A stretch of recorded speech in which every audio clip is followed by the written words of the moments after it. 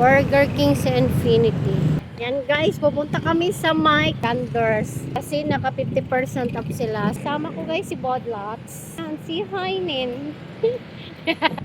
Nahiya man guys silang lang guys. Punta dito mag-jogging kasi malawak yung kanyang area. Laki naman yan Kahit isa kayo pa dyan si Ilnin nyo, Kasya.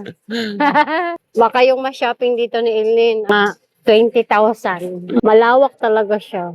Ang haba ng pila, Andun guys yung mga prutas. So, pupuntahan natin kasi naka 50% off. Tingnan nga natin tong apple nin. 401. So, pag naka 50% off, 200 na lang.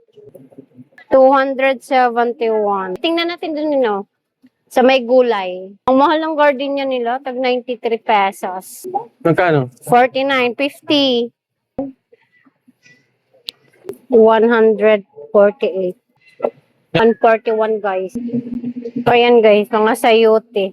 Bell pepper nila, 72 pesos. Watermelon. Uy, ito sabo, masarap siguro to.